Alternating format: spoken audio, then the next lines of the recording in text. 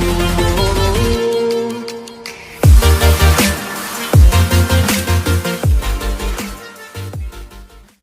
Everyone, welcome to another video. इस video में मैं ये बताऊंगा कि पावर पॉइंट क्या होता है और उसकी ज़रूरत क्यों है।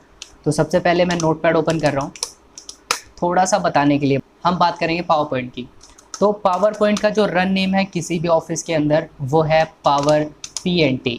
और जो पावर पॉइंट है हमारा, पावर पॉइंट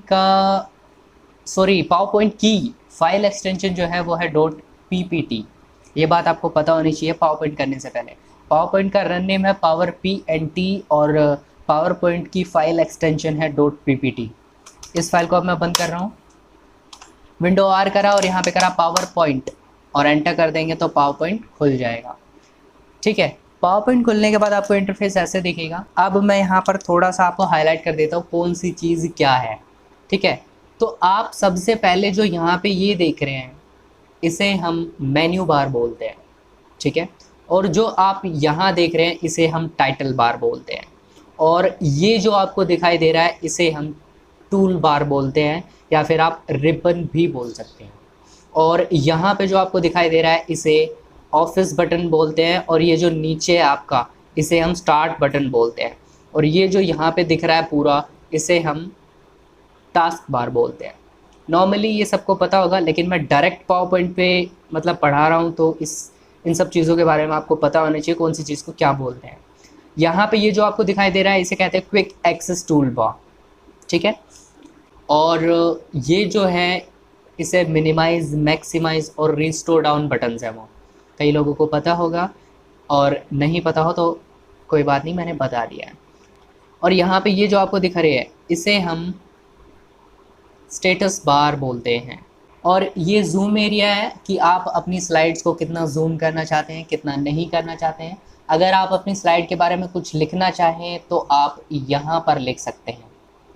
ठीक है, तो मैं इन सब चीज़ों को हटा देता हूँ, जैसा पहले था वैसे ही कर देता हूँ। देखिए, पावर पॉइंट की हेल्प से आप प्रेजेंटेशन क्रिएट कर सकते हैं। आप कहीं पर भी जाएं या किसी भी कंपनी में जाएं या कोई भी प्रोडक्ट हो, यानी आप एक तरीके से किसी भी चीज़ को वीडियो के थ्रू एक्सप्लेन करते हैं पावर पॉइंट की हेल्प से। यानी अगर आपके पास कोई प्रोडक्ट है या फिर आप खुद के बारे में बताना चाहते हैं या किसी कंपनी के बारे में बताना चाहते हैं या किसी भी ऐसी चीज़ के बारे में बताना चाहते हैं जो आप किसी मीटिंग में डिस्कस करना चाहते हैं, तो आप पावर पॉइंट का यूज़ कर सकते हैं। आप पावर पॉइंट का यूज़ करके किसी भी चीज़ को एक्सप्लेन कर सकते हैं वीडियो के थ्रू कि आप उसके बारे में क्या सोचते हैं, क्या नहीं सोचते हैं। ठीक है, तो जैसे मान लीजिए अगर मैं किसी यूनिवर्सिटी में काम करता हूँ और मुझे अपनी यूनिवर्सिटी के बारे में जाके एडवर्टाइजमेंट करनी है या फिर किसी मीटिंग के अंदर बताना है कि हमारी यूनिवर्सिटी में क्या क्या होता है, क्या नहीं होता है, तो उन सब चीज़ों को मैं इसके अंदर बनाऊंगा एंड देन वहाँ शो करूँगा। तो वो सब स्टेप्स क्या होते हैं उसको हम बाद में करेंगे। उससे पहले हमें ये पता होना चाहिए कि पावर पॉइंट के जो ऑप्शंस है वो क्या करते हैं, क्या नहीं करते हैं, एंड देन हम प्रेजेंटेशन बनाएंगे। तो सबसे पहले हम होम, इंसर्ट, डिज़ाइन, एनिमेशंस ये सब करेंगे। हाँ, मैं पूरा का पूरा पावर पॉइंट बताने वाला हूँ A to Z, step by step. ठीक है, और अगर वीडियो में कहीं भी प्रॉब्लम या इशू हो तो आप कमेंट करके मुझे बता सकते हो। ठीक है, तो सबसे पहले मैं होम करता हूँ। होम में क्या होता है, तो मान लीजिए यहाँ पे मेरी पहली स्लाइड है। ठीक है, तो मैं बता दूँ पावर पॉइंट खुलने के बाद कुछ ऐसा दिखता है और यहाँ पे मेरी पहली स्लाइड है। मैं जो वर्जन यूज़ कर रहा हूँ वो है 2007। अब आगे क्या है, जैसे मान लीजिए मैंने यहाँ पे लिखा my name is Lokesh Kumar. ठीक है, मैंने ये लाइन लिखी और नीचे लिखा आई एम 20 ईयर्स ओल्ड। और आप यहाँ पर देख सकते हो। देखिए, हो सकता है ये वीडियो एक बिगिनर भी देख रहा हो और हो सकता है एक प्रोफेशनल भी देख रहा हो जिसको ऑलरेडी पता हो। तो देखो, जिसको ऑलरेडी पता है उसको ज़्यादा ध्यान देने की ज़रूरत नहीं है, नॉर्मल चीज़ें ही हैं पहले होम में। लेकिन जिसको नहीं पता है और वो देख रहा है उसके लिए तो एक्सप्लेन करना पड़ेगा। ठीक है, तो सबसे पहले मैं यहाँ पे दिखा दूँ कट कॉपी पेस्ट। सबको पता होगा, नॉर्मली सबको पता होता है कैसे क्या होता है क्या नहीं होता है, लेकिन मैं फिर भी एक बार बता देता हूँ। मैं यहाँ पर नोटपैड खोल रहा हूँ साइड में, कुछ इस तरीके से। इसको मैंने सेलेक्ट किया और कट किया। कट करने के बाद आप देखोगे डेटा यहाँ से हट गया। यहाँ पर ले जाकर हम राइट क्लिक करके हम पेस्ट कर देंगे तो ये यहाँ पर आ गया। कट में डेटा एक जगह से हट के दूसरे जगह आता है, लेकिन इसी को मैं कॉपी करूँगा और फिर यहाँ पे ले जाकर पेस्ट करूँगा तो आप देखोगे ये यहाँ भी है और साथ ही साथ यहाँ भी है। ठीक है, तो कॉपी में दोनों जगह रहता है और कट में सिर्फ एक जगह होता है। और पेस्ट का मतलब होता है कहीं पे भी चिपकाना या लगाना या रखना। तो कोई भी डेटा अगर आप कट या कॉपी करते हैं, जहाँ पर भी आप राइट क्लिक कर कर पेस्ट करेंगे वो डेटा वहीं आ जाएगा, चाहे वो नोटपैड हो, वर्डपैड हो, पावरपॉइंट हो, पेंट हो, कुछ भी हो। आगे चलते हैं, फॉर्मेट पेंटर। यहाँ पर ये मैंने टेक्स्ट ले लिया, मेरा आधे को सेलेक्ट किया इतना, और इसका थोड़ा सा डिज़ाइन मैंने बदल दिया। इसका डिज़ाइन बदलने के साथ साथ मैंने इसका कलर भी चेंज किया कुछ इस तरीके से। आगे जो है उनको भी सेलेक्ट किया, उनका भी डिज़ाइन मैंने चेंज किया और कुछ ज़्यादा अलग ले लेते हैं, जैसे थोड़ा सा डिफरेंट, जैसे ये ले लिया। और कलर भी ले लिया मैंने, दूसरा रेड कर दिया। फॉर्मेट पेंटर बहुत ही इंटरेस्टिंग चीज़ है। इसका काम होता है एक फॉर्मेट को उठा के दूसरे फॉर्मेट पे रखना। तो अगर आप किसी भी चीज़ को सेलेक्ट कर लेते हैं और सेलेक्ट करने के बाद फॉर्मेट पेंटर पर क्लिक करेंगे और फिर कहीं पर भी सेलेक्ट करेंगे जहाँ पर टेक्स्ट है, तो जितना टेक्स्ट आप सेलेक्ट करेंगे उस पर वही डिज़ाइन आएगा जो आपने फॉर्मेट पेंटर में दिया है। अगर आप इसको सेलेक्ट कर कर फॉर्मेट पेंटर पर क्लिक करेंगे और इसे ऐसे सेलेक्ट करेंगे तो वो डेटा यहाँ आ जाएगा। तो फॉर्मेट पेंटर का काम होता है आप किसी भी डिज़ाइन को उठाकर किसी दूसरे टेक्स्ट को दे सकते हो। मैं यहाँ पर थोड़ा सा और आड़ा टेढ़ा कर रहा हूँ अपना प्रेजेंटेशन, ताकि ये थोड़ा और अजीब हो जाए। यहाँ पर एक ऑप्शन दे रखा है रीसेट। रीसेट पे क्लिक करने के बाद आप देखोगे कि मेरा डेटा पहले जैसा हो गया है। तो अगर आप कुछ भी एडिट कर देते हैं या फिर कोई ऐसी चीज़ हो जाती है जो आपको नहीं पसंद है, तो आप रीसेट करके उसे पहले जैसा कर सकते हैं। ऑब्वियसली इस ऑप्शन के बारे में सबको पता होगा, डिलीट से आप किसी भी स्लाइड को डायरेक्टली डिलीट कर सकते हैं बिना किसी ऑप्शन के। यहाँ पर हमें दिया हुआ है ये, सॉरी दिया नहीं है, यहाँ पर मैंने लिखा हुआ है माय नेम इज़ लोकेश और एज लिखी हुई है।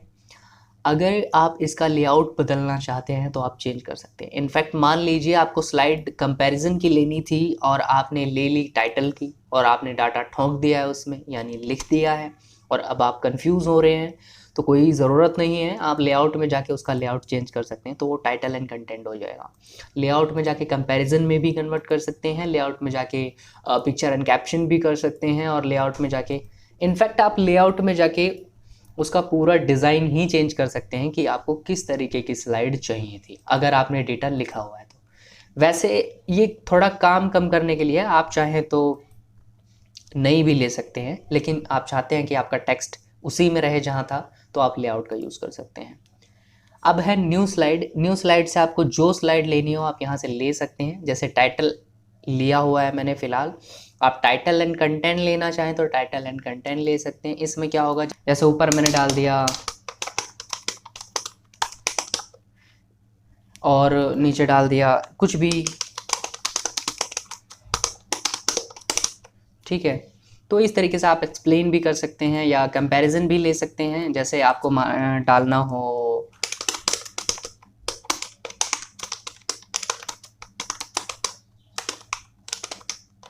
और नीचे लिखना हो और आप स्टेप बाय स्टेप उन चीज़ों को एक्सप्लेन करना चाहते हो तो ऐसे भी ले सकते हैं। तो आपको जो स्टाइल लेनी हो वो आप यहाँ से ले सकते हैं। देखिए अभी मैं सिर्फ और सिर्फ ऑप्शंस को एक्सप्लेन कर रहा हूँ, ना कि ये बता रहा हूँ कि वो यूज़ कहाँ होते हैं। तो अभी हमें पता होना चाहिए कि कौन सा ऑप्शन कहाँ और किस लिए यूज़ होता है और उसका काम क्या है, ताकि आपको ज़रूरत पड़ने पर आप उसका यूज़ कर सको। नॉर्मल है, यहाँ पे बोल्ड सबको पता होगा हल्का सा गाढ़ा कर देता है, इटैलिक में थोड़ा सा तिरछा कर देता है, आप यहाँ पे देख सकते हो। अंडरलाइन में अंडरलाइन आ जाती है। और अगर कोई बेसिक का स्टूडेंट है तो उसे बता दूँ, ये हमारे यहाँ पर एक नया ऑप्शन है जिस पे मैंने फ़िलहाल क्लिक किया हुआ है, टेक्स्ट शेडो। अगर आप इसको सेलेक्ट करके यहाँ से इस पर क्लिक कर देंगे तो हल्की सी शेडो आ जाती है। किसी को नहीं दिख रहा होगा, मैं साइज़ बड़ा कर देता हूँ, जैसे मैंने यहाँ पे 80 कर दिया है। अभी आप देख सकते हो मैंने इसको सेलेक्ट किया और शेडो पे क्लिक किया तो हल्की सी शेडो आती है, बहुत ही हल्की सी, ज़्यादा ख़ास फ़र्क नहीं होता है। तो आपको लेना हो तो आप ले सकते हैं। तो मैं इसे पहले जैसा कर देता हूँ जैसा था, और टेक्स्ट मैंने नॉर्मल ले लिया। अब यहाँ पर जो आप डेटा देख रहे हैं इसके अंदर आप सेलेक्ट करके आप सेंटेंस केस लगा सकते हैं और लोअर केस लगा सकते हैं, अपर केस लगा सकते हैं, कैपिटलाइज ईच वर्ड कर सकते हैं और टॉगल भी कर सकते हैं। अब कहोगे फ़र्क क्या है इनमें? तो सबसे पहले बता दूं, सेंटेंस केस में एक डॉट के बाद जो पहला अल्फ़ाबेट होता है वो बड़ा होता है, और लोअर केस में सभी के सभी जो अल्फ़ाबेट होते हैं वो छोटे होते हैं। अपर केस में सारे के सारे अल्फ़ाबेट्स आपको कैपिटल लेटर में मिलेंगे। कैपिटलाइज ईच वर्ड में हर वर्ड का अल्फ़ाबेट जो पहला होता है, पहला अल्फ़ाबेट, वो बड़ा होगा। अगर हम टॉगल करेंगे तो पहला छोटा होगा और सारे बड़े होंगे। ठीक है, साइजेस वगैरह के बारे में आपको पता होगा। यहाँ से आप इंक्रीज़ कर सकते हैं और डिक्रीज़ कर सकते हैं, यहाँ से भी कम कर सकते हैं और ज़्यादा कर सकते हैं। अगर आप कोई भी डिज़ाइन या कोई भी पैटर्न या कुछ अलग अपने टेक्स्ट में करते हैं और आप उसको पहले जैसा बनाना चाहते हैं, यानी उसका जो डिज़ाइन है वो हटाना चाहते हैं, तो आप उसको सेलेक्ट करके इरेज कर सकते हैं, पहले जैसा हो जाएगा। अब कुछ लोग यहाँ पे कहेंगे रीसेट भी तो कर सकते हैं। देखिए, रीसेट पूरी ही स्लाइड को पहले जैसा बना सकता है, सॉरी बना देता है। जो रीसेट है वो पूरी स्लाइड को पहले जैसा बना देता है, लेकिन ये जो इरेजर है ये सिर्फ और सिर्फ फॉर्मेट को हटाता है। तो आज के लिए बस इतना ही करेंगे हम, जहाँ तक ये है सिर्फ इतना। ठीक है, और मैं बता दूं, हम स्टेप बाय स्टेप आगे चलेंगे और पावर पॉइंट की आगे भी वीडियो आएगी, तो इनफैक्ट आपको कहीं जाने की ज़रूरत नहीं है। और पावर पॉइंट की जो जो ऑप्शंस है मैं लगभग सारे ही कवर करूँगा, तो आई थिंक कि आपको इससे ज़्यादा बेनिफिट कहीं और नहीं मिलने वाला है। आज के लिए बस इतना ही। आप लोगों को मैं बता दूं, पावर पॉइंट की वीडियोस और भी आगे आएंगी, लेकिन मैं चाहता हूं कि आप लोग पहले उतना ही कवर करें जितना आप कर सकते हैं। आपको कहीं पे भी जाने की ज़रूरत नहीं है, पॉइंट टू पॉइंट मैं इसके अंदर बताऊंगा। और अभी हम होम करेंगे कंप्लीट, फिर इंसर्ट, फिर डिज़ाइन, एनिमेशन, स्लाइड शो, मतलब कि सारे ही मेन्यूज़ करेंगे। और मेन्यूज़ को करने के बाद हम पूरा एक प्रेजेंटेशन कैसे बिल्ड करते हैं वो देखेंगे, और प्रेजेंटेशन कैसे बनेगा और कैसे रिप्रेजेंट करेंगे, उसकी सेटिंग्स क्या होती हैं, कौन सा एनिमेशन कितने मिनट तक किस हिसाब से लगाना चाहिए, कितने हिसाब से नहीं लगाना चाहिए, कौन सी चीज़ कहाँ होनी चाहिए, कहाँ नहीं होनी चाहिए, उन सब के बारे में बात करेंगे। और जल्द ही HTML का भी वीडियो आने वाला है। Thanks for watching, have a great day guys.